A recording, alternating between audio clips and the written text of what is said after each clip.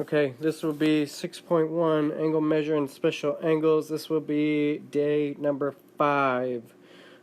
In day 5 video, what you're going to see is a little bit more practice converting from radians to degrees, but now you'll also go the other directions and convert from degrees to radians. Okay, so definitely going to need your calculator. Why don't you get those out, and let's get started.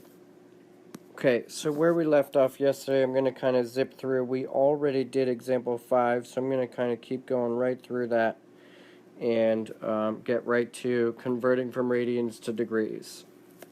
So think when you took chemistry, when you're in physics, you have these conversion factors that you're going to need to convert from, like feet to miles or minutes to seconds or hours to minutes, right? You have these conversion factors where like 1 minute is equivalent to 60 seconds. So I want you to think along those same lines. To convert from radians to degrees, I know what I'm going to do is multiply by 180 over pi. This is your conversion factor right here. You know that 180 is equivalent to pi radians. So you know that you're going to go from radians to degrees, you're going to multiply by 180 over pi. Here's kind of how I remember them. This is what I'm thinking. I know right now I'm in radians. Let me back that train up a little bit. So I know right now I'm in radians. So in order for them to cancel out, I know that radians would have to be in the denominator, and therefore that means that degrees would have to be in the numerator, right? Because what's going to happen is those radians will cancel out, and voila, now you're in degrees. So I think to myself, okay, in order for radians to cancel out, radians needs to be in the denominator, degrees needs to be in the numerator, and voila, I'm in degrees, and that's kind of how I remember it. And then same deal, to go from degrees to radians, now I have to multiply by pi over 180. Here's what I'm thinking. Right? I know, and I'll back this up a little bit so I can explain it to you. I know I'm in degrees. I want to be in radians, so I want the degrees to cancel out. The way that they cancel out is if they are in the denominator, right? Therefore, the degrees would cancel out, and what I'm left with is radians. Okay, so that's what I'm thinking in order to do that. All right, let's try some.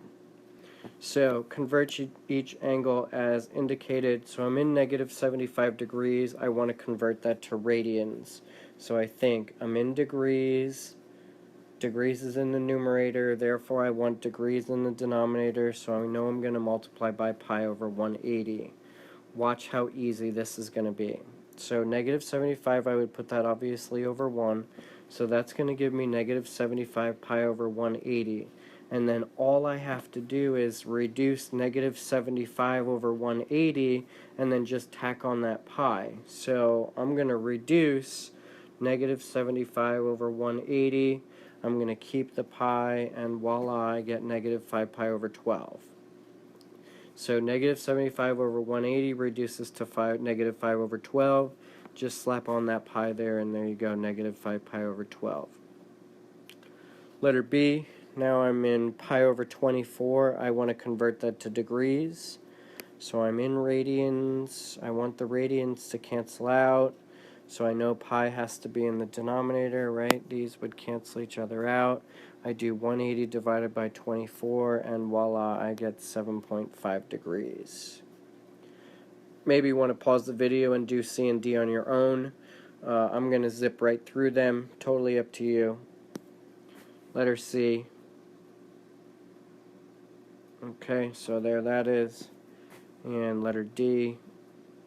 Voila, there that is. So understanding, converting from radians to degrees, those two formulas, I'm going to suggest that those two formulas probably go on your folder that's in the beginning of your notebook, because those are going to be two important formulas that you need to remember. Okay? Questions, comments, concerns in the box that follows, and good job.